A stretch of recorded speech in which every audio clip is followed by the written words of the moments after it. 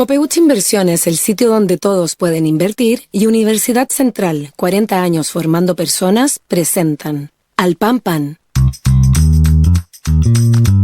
En el Mostrador Podcast, debate y conversación para comenzar tu mañana. Al Pan Pan, con Mirna Schindler. Entrevistas con los actores de hoy. El Mostrador, el poder de la independencia.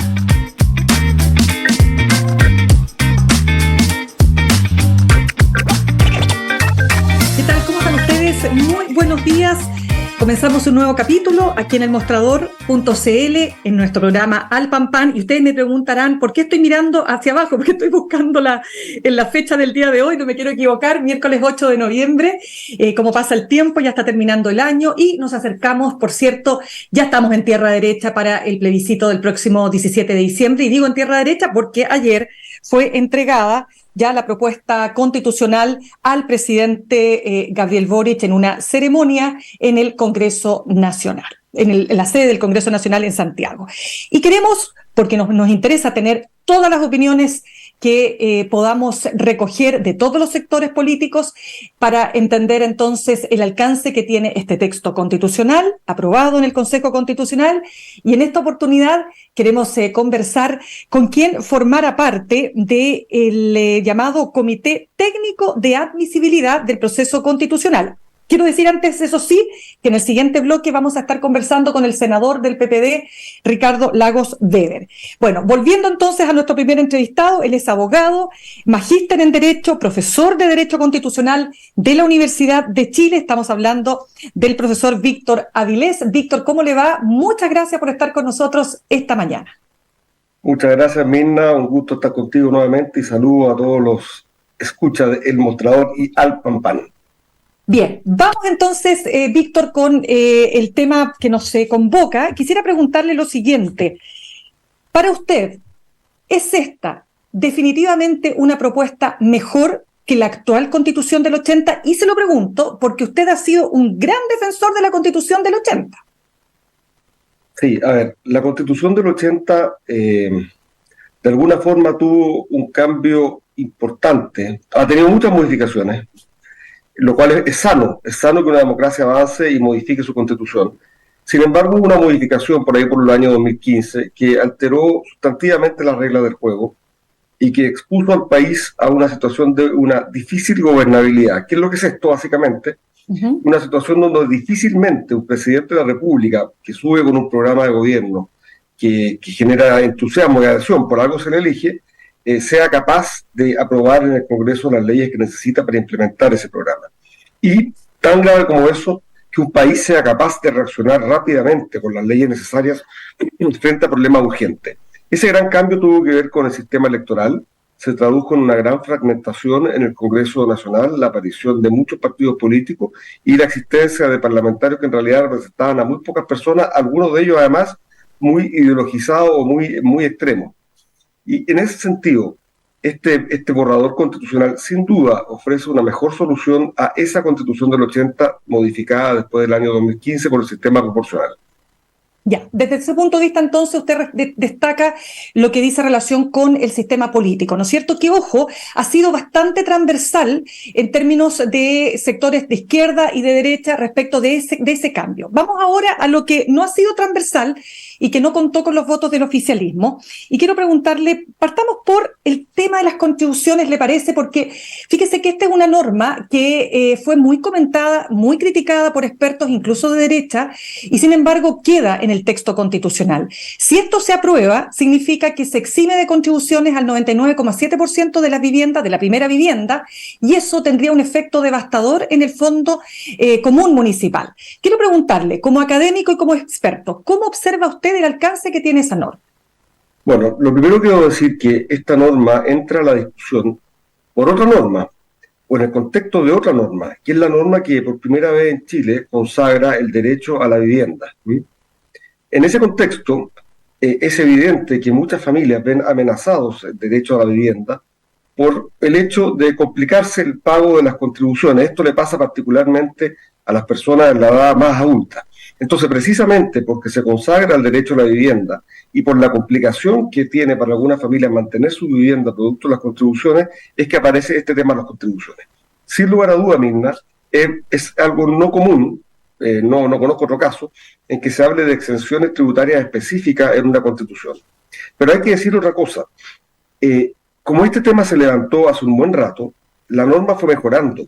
Y hoy día, esta norma que parecía regresiva, es decir, que favorecía a las personas de más recursos, la misma norma transitoria que se agregó señala que las personas que pagan la sobretasa de contribuciones seguirán pagando los impuestos de contribuciones. Por lo tanto, los más ricos no van a ser beneficiados por esta norma. Desde ese punto de vista, quedó menos regresiva. Y en relación a lo que usted plantea, Mirna, la norma también se mejoró porque se escuchó esa objeción y hoy día existe una implementación transitoria de esta norma que rebaja las contribuciones y a su vez se mandata al presidente de la República en el mismo periodo para entregar un proyecto de ley que se haga cargo de cómo financiar el Fondo Común Municipal de manera tal de que la implementación de esta norma de exención de contribuciones no desfinancie a las municipalidades.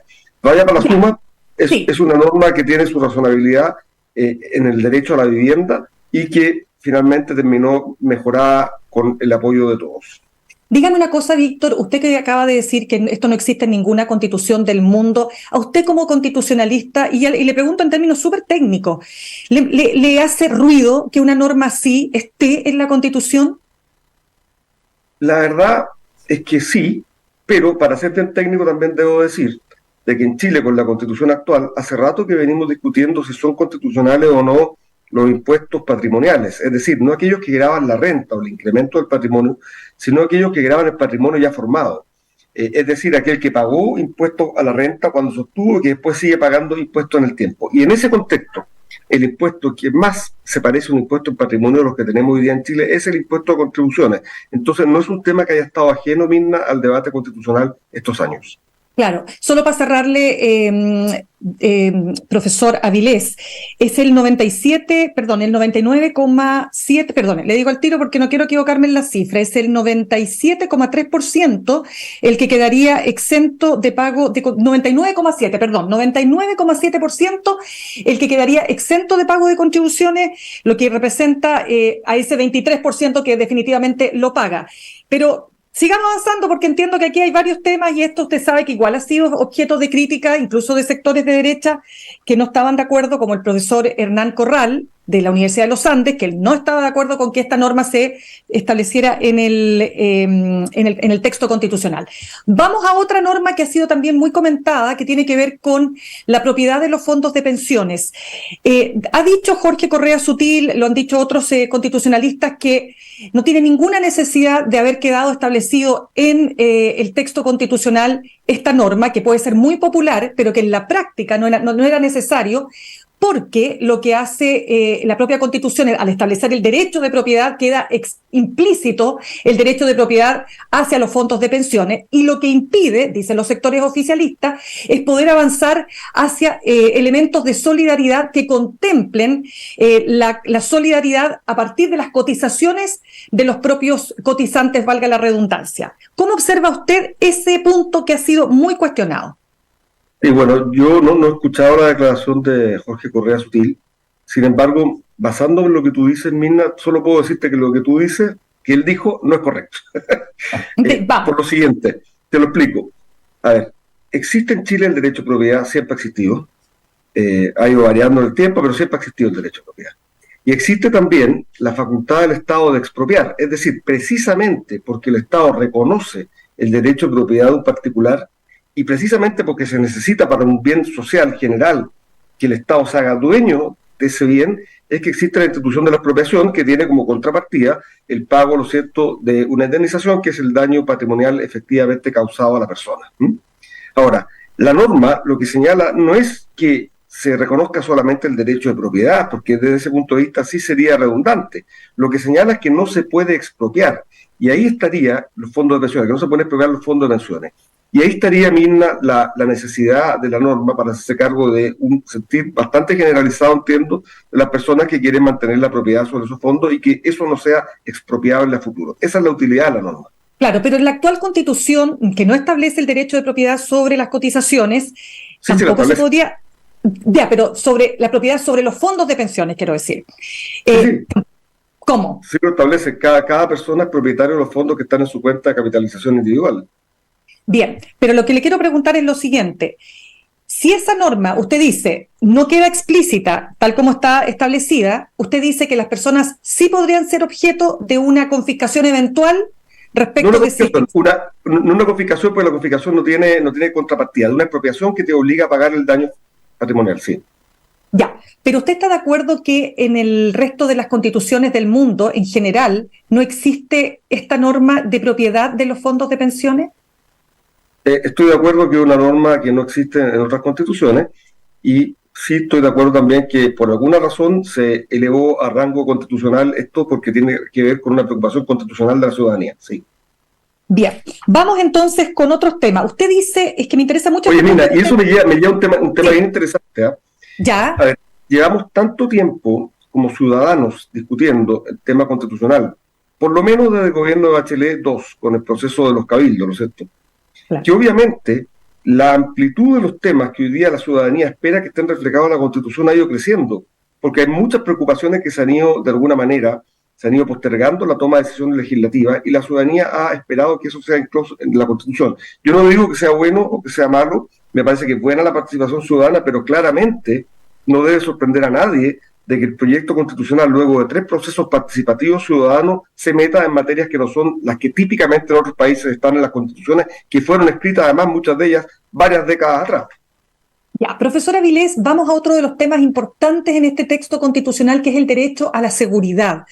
Nuevamente, se lo planteo porque conversé hace algunos días con Jorge Correa Sutil. Él dice que este derecho en realidad no va a dar más seguridad y que lo que va a generar, incluso, dice él, es problemas con la seguridad, porque va a venir una persona que habita en un determinado lugar, comuna o barrio, que tiene poca dotación policial y va a ir al tribunal a exigir que ese derecho se cumpla. Y vamos a tener, dice él, a tribunales decidiendo con dónde trasladar la dotación de carabineros, a qué lugar, según el cumplimiento de esos derechos, y eso dice que a la larga se convierte, en definitiva, en todo menos seguridad. ¿Qué opina usted? A ver, la verdad que todos los cambios, por cierto, van a generar conductas distintas en la ciudadanía. Podría suceder lo que usted dice. Sin embargo, hay que recordar que en nuestra Constitución actual y en la propuesta constitucional, lo que tiene que ver con la distribución de las Fuerzas Armadas y también de Carabineros es una materia de ley, y es una materia de ley que además está muy relacionada con la función central del presidente de la República. Creo que de alguna manera este proyecto constitucional refuerza la responsabilidad del presidente de la República y refuerza también el deber del Estado de dar seguridad. En consecuencia, si bien alguien podría acudir a tribunales para exigir que exista más equidad, por ejemplo, en la distribución de las fuerzas de carabineros, cuestión que no me parece mala, es poco probable que los tribunales estimen que esa es una competencia que puedan asumir, porque de hecho el mismo borrador constitucional cuida señalar que los tribunales deberán resolver conflictos entre partes y no adoptar políticas públicas. Y probablemente uno podría entender que la forma en que se distribuye el carabinero en las distintas comunas es propio de una política pública. Ya, eso usted respecto de lo que es la seguridad. Vamos a otro tema, que es lo que ha dicho, ya aquí voy a sumar otros entrevistados que he tenido, por ejemplo, Ignacio Walker, que dice que este texto tiene tantas palabras, habla de, o sea, son 50.000 palabras, 19.000 más palabras que la actual Constitución, y ha señalado que son tantos elementos, son tantos colgajos que tiene esta Constitución, que va a llevar a un largo proceso de judicializaciones. Quiero saber, como abogado, ¿cómo ve usted esa posición respecto de ese proceso de judicializaciones que se ha señalado que podría venir? Bueno, primero, y no como abogado, sino que un comentario político, bueno, qué bueno que Ignacio Walker, que apoyó el borrador constitucional de la Convención, entiendo, señale que es una constitución con muchas palabras extensas y tipo equipo, como alguna vez conversamos con esa palabra, un equipo. Rechazó Víctor, no aprobó la convención, acuérdese. No, acuérdese que él formó parte de la centroizquierda por el rechazo, Ignacio Walker. Muy bien, ya por el rechazo. Sí, no, dejémoslo súper claro, porque si no... Ya. Sí, porque si no estaríamos faltando. Pero conecto con el comentario anterior en cuanto a que después de tantos años de debate ciudadano sobre la Constitución, no es tan raro que los temas de preocupación ciudadana hayan sido llevados al debate constitucional. Y lo que estamos viendo con la Constitución, con muchas palabras, es el efecto propio de ello. La pregunta es, ¿cuáles son estos temas? Yo entiendo que la mayoría de los temas que han sido elevados a nivel constitucional en este borrador son principalmente aquellos que preocupan a la ciudadanía: migración, seguridad, seguridad social, etcétera. Ahora, judicialización, me dice, bueno, yo entiendo que un borrador como este, de alguna manera, se para sobre los hombros de una tradición constitucional chilena, que a su vez estaba reflejado en lo que quedaba de la Constitución de 1980. O sea, no hay una rotura completa con la jurisprudencia chilena en temas sustanciales, por ejemplo, el principio de la juridicidad y otros.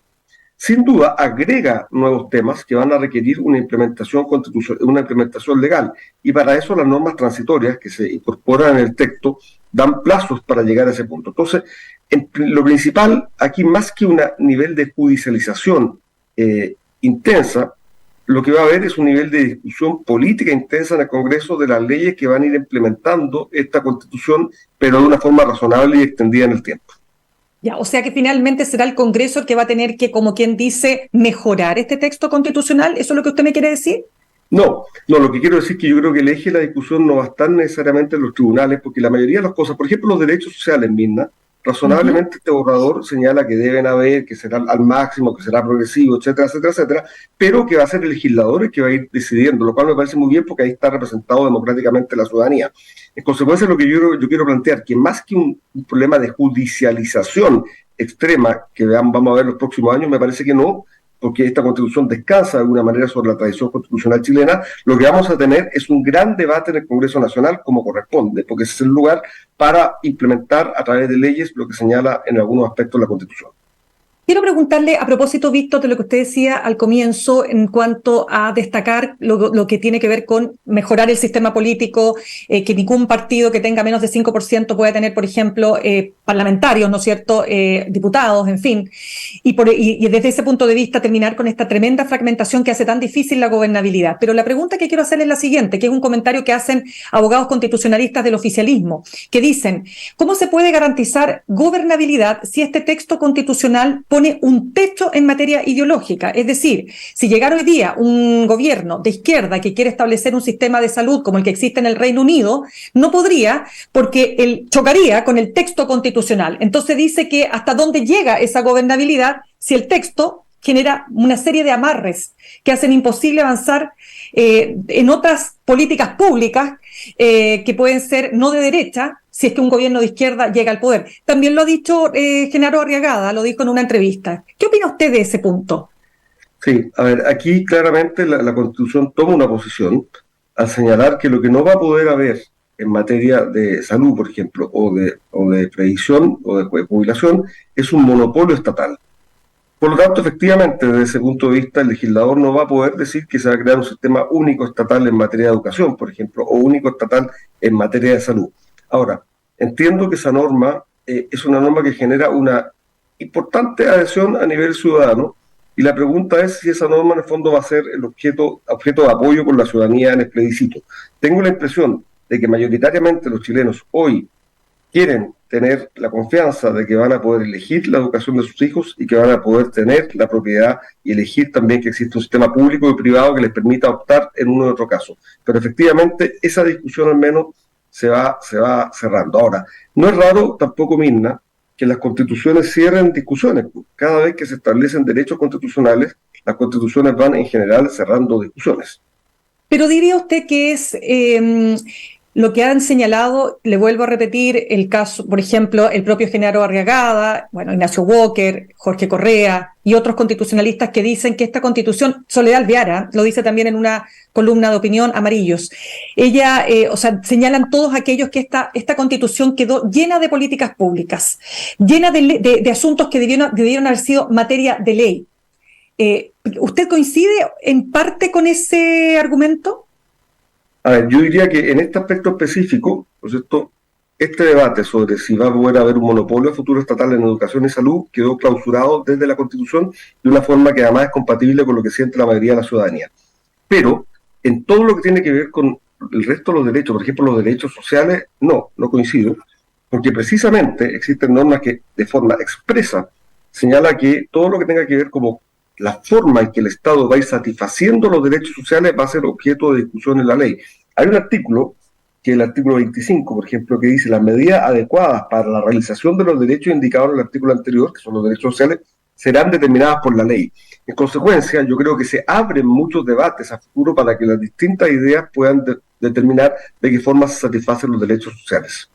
Claro, pero nuevamente, como yo le preguntaba, llama la atención que en una constitución quede este nivel de, ¿cómo decirle?, de amarre o como se quiera llamar. Es decir, más allá de lo que diga la ciudadanía, recuerde que la ciudadanía también quisiera retirar toda su plata si es que se dan la posibilidad de otro 10%, digamos, el retiro de los fondos de pensiones, su 10%, en fin. Pero más allá de lo que diga la ciudadanía, ¿no le llama la atención que este tema quede tan así establecido en un texto constitucional cuando en la mayoría de las constituciones del mundo eso no queda de esa manera? Sí, pero como te digo, también debo decir que la Constitución actual señala que no va a poder haber un monopolio estatal tampoco en educación ni en salud. En consecuencia, desde ese punto de vista, no se estaría innovando. Entiendo que algunos decían que era una Constitución muy innovadora que iba a generar un gran debate a futuro. Bueno, en este punto se mantiene lo que señala la Constitución del 80 de una manera acorde con la ciudadanía. Víctor, usted sabe que en el tema de la ley protegerá la vida de quien está por nacer, más todo ser humano menor de 18 años es niño. Hay constitucionalistas que señalan, como Lucas Sierra, o abogados que señalan como Lucas Sierra, que esa fusión de estas dos normas sí pone en riesgo la ley de aborto en 3 causales 1, pero definitivamente cierra la puerta para el aborto por plazos. ¿Cómo ve usted ese punto? A ver, yo creo que primero hay que recordar que la ley de aborto en 3 causales, con la normativa anterior, generó un amplio debate, no solo político, sino también jurídico, porque de hecho se llegó al Tribunal Constitucional si era posible aprobar con la Constitución anterior, con el texto actual de la Constitución, esta ley de aborto en 3 causales. Segundo, quiero decir que los problemas espantosos que tienen que enfrentar las mujeres que se señalan en la ley de aborto en 3 causales, que son la situación de violación, el tener que llevar un embarazo que se sabe que no va a llegar a término porque es inviable el feto, o el peligro para la propia vida de la madre. Todas esas situaciones también pueden ser tratadas por el derecho con otro mecanismo que no lleve a la encarcelación de nadie, sin que sea necesario la ley de aborto en 3 causales. Dicho eso, yo quiero señalar que el modificar la normativa de la forma que está propuesto en la Constitución efectivamente impide que exista en Chile un aborto libre. No va a poder aprobarse una ley de aborto libre. Intuyo también que la mayoría de los chilenos está de acuerdo con eso. Y la mayoría de los chilenos no quiere una ley de aborto libre. La pregunta es si efectivamente corre peligro la actual ley que otorga una solución para estos casos graves de violación, peligro para la vida o inviabilidad del feto. Bajo mi óptica, es altamente discutible que esa ley corra peligro, porque en definitiva se podría argumentar que esa ley lo que hace precisamente es cumplir con el mandato constitucional, no solo de la Constitución actual, sino también de la propuesta constitucional, incluso hablando de quién, porque lo que hace esta ley de aborto en 3 causales, de alguna manera, es honrar el mandato de proteger la vida que está por nacer. ¿Cómo, me dice usted? Bueno, lo hace, en opinión de quienes lo redactaron, precisamente porque señala requisitos para establecer si efectivamente hubo o no una violación, requisitos para determinar si existe peligro para la vida de la madre y también ciertos requisitos para ver si efectivamente el feto es inviable. O sea, de alguna manera, esta ley de aborto en 3 causales honra el mandato de ambos textos, de la propuesta y el actualmente existente, y, por cierto, podría en consecuencia subsistir. Pregunta al respecto, como profesor se lo pregunto, ¿no cree usted que, así como fue un error que la convención pasada estableciera el derecho a abortar en la Constitución, aquí se establezca una norma que bloquea completamente, porque no es acaso aquello algo que debe, en toda democracia, quedar sujeta a lo que la ciudadanía piensa? ¿Cómo sabe usted si mañana aumenta la cantidad de personas que están de acuerdo con el aborto por plazos, como ocurre por lo demás en muchos países desarrollados, la mayor parte de los países desarrollados del mundo, no solo desarrollados? ¿No le parece que eso bloquea también esa voluntad ciudadana?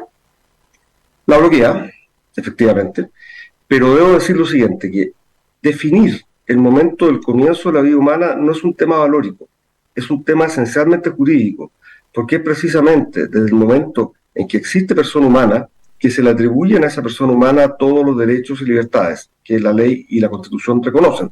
En consecuencia, no es, como algunos han señalado, el venir a imponer una visión valórica moralista en la Constitución, el determinar que la vida humana comienza desde la concepción. De hecho, incluso el Pacto de San José de Costa Rica así lo señala, agregando la palabra en general. Segundo, me parece que el hecho de, no es el único caso en que los derechos humanos deben ser un límite a la soberanía legislativa. En general, creo, Mirna, que un gran avance que hemos tenido durante la segunda mitad del siglo XX ha sido precisamente reconocer que el ejercicio de la soberanía o de las mayorías a través del poder legislativo no puede pasar a llevar los derechos humanos de una minoría. Esto costó tuvo como costo, ¿cierto?, en el pasado, dramáticas experiencias. Por ejemplo, la experiencia nazi. No tengo ninguna duda de que probablemente en esa época la mayoría de los alemanes apoyaban un gobierno que además con ciertas formas legales establecía políticas de exterminio. Sin embargo, nadie pondría en duda hoy día de que los derechos humanos, incluido el derecho a la vida de esas personas, debió primar por sobre esa soberanía que en ese minuto se ejerció. En consecuencia, no me llama nada la atención, Mirna, de que se le atribuyan derechos y que eso cierre un debate. Quisiera preguntarle, a propósito de lo que le había también señalado anteriormente respecto a la cantidad de palabras que tiene esta Constitución, en una entrevista en mayo, el integrante del Comité de Expertos, Jaime Arancibia, de Renovación Nacional, decía: mientras más palabras tenga una Constitución, más pobre y corrupto es el país. Y tenemos una tremenda cantidad de palabras. ¿Tiene algún efecto esta cantidad de palabras con lo que está señalando Arancibia? A ver, yo creo que efectivamente entre más palabras tenga un texto constitucional, más temas probablemente han sido elevados al debate constitucional e incorporados en la Constitución. Esa es la consecuencia. No estoy de acuerdo que necesariamente sea más corrupto, en ese sentido discrepo de lo que señaló Arancibia. Ahora, debo decir una cosa, y perdona, Mirna, que me vaya a lo general. Por favor, se aplaudió adelante. mucho el trabajo de los expertos y la propuesta que presentaron los expertos terminó con un reconocimiento positivo de aprobación por prácticamente todos los partidos políticos. ¿Te acuerdas de eso? ¿Cierto? Sí, claro. Sin embargo, los expertos hicieron lo que tenían que hacer, que era simplemente desarrollar las bases en base, valga la redundancia, a sus conocimientos técnicos. Pero es muy distinta la posición política que tuvieron que asumir los expertos, que era cercana a cero, con la posición política que tuvieron que asumir las personas que fueron electas por la ciudadanía precisamente por lo que se comprometieron de incorporar en la Constitución. En consecuencia, no me extraña para nada que se haya producido un gran aumento de palabras, de normas y de contenidos producto del trabajo del Consejo Constitucional, por cuanto las personas fueron electas precisamente para eso. En el contexto en el que se estaba elaborando un texto de los expertos, que era un texto pequeño, sobre jurídico, que solo desarrollaba las bases que estaban previamente aprobadas por el Congreso. De hecho, los expertos fueron nombrados por el Congreso. Se estaba llevando a cabo la campaña para elegir a los miembros del Consejo Constitucional que fueron electos en base a ideas que tuvieron la obligación de incorporar en la Constitución.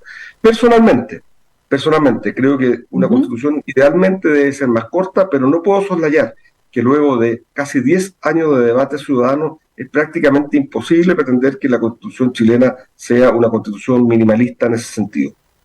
Ya, y lo que quiero también, se nos va acabando el tiempo, ya yo me entusiasmo con usted porque como es profesor, ¿se acuerda que nosotros teníamos, cuando yo estaba en el Canal 13, ahí teníamos, estábamos analizando... Ahí yo no podía opinar con mucha libertad, aquí puedo opinar con más libertad. No, pues aquí con toda libertad del mundo, pues si para eso está en este programa, aquí a nadie se lo censura. Oiga, profesor Avilés, lo que quiero saber... Mire, es que tengo otra pregunta que dice relación con lo siguiente. Este es el inciso 31 del artículo 16 de la propuesta constitucional. El número 31 ya. A ver, veamos. Mire, es el inciso 31 del artículo 16, que ya establece, dice, la igual repartición de los tributos en proporción a las rentas o en la progresión o forma que fije la ley y la igual repartición y proporcionalidad de las demás cargas públicas legales, y tiene toda una cantidad de puntos o sea, letras A, B, C, D, etcétera. Lo que tengo entendido, y quiero saber su opinión, es que expertos señalan que si este inciso se aplica al pie de la letra, quiero decir, esto implicaría un aumento brutal del déficit fiscal y podría quebrar al país. ¿Qué opina? A ver, tú sabes, Mirna, que yo soy profesor de Derecho Constitucional, pero mi ejercicio profesional y mi magíster es en Derecho Tributario. Esto es un tema que me interesa mucho. Excelente, entonces, con mayor razón. Para ser súper sincero, no, pero Sí. me carga decir así, siempre que ser sincero, no. Para ser súper concreto, lo que sucede es lo siguiente, que lo que dice esta norma, porque lo que tú acabas de decir, de alguna manera está dicho en la Constitución actual, no hay innovación. Más adelante se señala que va a tener que reconocerse el gasto de la persona en la existencia al momento de establecerse los impuestos. Y esto sí es muy importante. ¿Qué quiere decir esto? Hoy día hay gente que vive, ¿no es cierto?, y que la educación la recibe el Estado, la salud la recibe el Estado, la vivienda la recibe el Estado. Y muchas de esas personas además no pagan tributo. Solamente pagan el tributo oculto, que es el IVA, que es el 19%, que es bastante alto. Ahora, hay otras personas que reciben un sueldo mayor, pero que sin embargo pagan educación, pagan salud y pagan vivienda. Salvo un pequeño mecanismo que existe en relación a la vivienda en general. Esas personas no descuentan al momento de pagar impuestos estos gastos que los otros hacen. En consecuencia, lo que está diciendo esta norma es que esas personas van a poder descontar ese gasto para igualarse a otras personas. Entonces, ¿en qué se va a traducir esto, Mirna? En una modificación del sistema tributario donde probablemente va a tener que incrementarse el impuesto a las personas en los tramos más altos, ¿entiendes?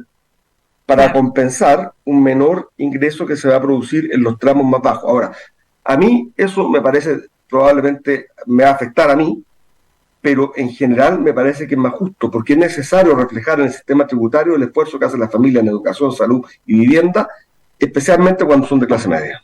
Ya, entonces usted descarta completamente lo que se señala aquí, que si este inciso 31, artículo 16 de la propuesta constitucional se aplica a la pie de la letra, esto implicaría un aumento brutal del déficit fiscal y podría quebrar al país. Lo que pasa a mí no lo descarto porque entiendo y asumo que los políticos van a aplicar esto, pero inmediatamente tendrán que reformar las otras leyes para generar un ingreso compensatorio.